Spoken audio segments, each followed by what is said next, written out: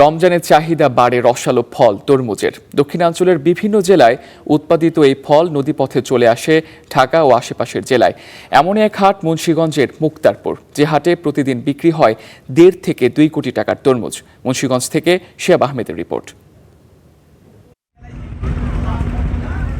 মুন্সিগঞ্জের ধলেশ্বরী নদী পাড়ে মুক্তারপুর ঘাট, তরমুজে ভরা এক একটি ট্রলার। বরিশাল, পটুয়াখালী সহ দক্ষিণাঞ্চলের বিভিন্ন জেলা থেকে নদী পথে এসেছে এসব তরমুজ। রমজান ঘিরে ভালো বেচা কেনার আশা চাষিদের, তবে পথে পথে চাঁদাবাজি সহ নানা ভোগান্তির অভিযোগ তাদের। আসার প্রতি অনেক ঝামেলা হয়, যেমন মানুষ আমাদের কাছে চাঁদা তুলে, কেউ এসে আবার মারধর করে। নদী তাই যে চাঁদা দেওয়া লাগে, এই সরকার তো এই বিষয়ে যদি নজর দিতে আমাকে একটু ভালো হইতো, ট্রলার লাইনটা ভালো হইতো চলতে আইতে। মুক্তারপুরে রয়েছে ছোট বড় অন্তত 12টি আড়ত। ঘাট থেকে সরাসরি সেখানে যাচ্ছে তরমুজ।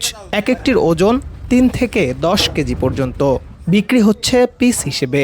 প্রকারভেদে দাম 150 থেকে 300 টাকা পর্যন্ত।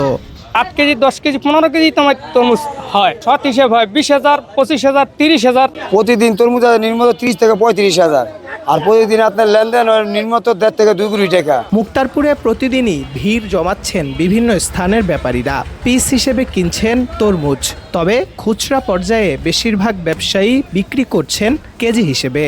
অল্প ভাড়ায় আনা যায়, এখানে আনলে আমরা মুক্তারপুর বাজার আনলে এই মালটা আমাকে সুন্দরভাবে বেচা কিনা হয়। তারপরে তিনি নারায়ণগঞ্জে বিক্রি করেন, কারণ মান ভালো, ব্যবহার ভালো, আর দরকার ব্যাপারী ওর ব্যবহার ভালো। এখান থেকে তরমুজ নিয়ে বিভিন্ন জায়গায় বিক্রি করি। প্রতি বছর তরমুজের মৌসুমে জমে ওঠে মুক্তারপুরের হাট থেকে আড়ত। প্রতিদিন বেচা কেনা হয় 1.5 থেকে 2 কোটি টাকা পর্যন্ত। Shihab Ahmed, star news, Munshiganj.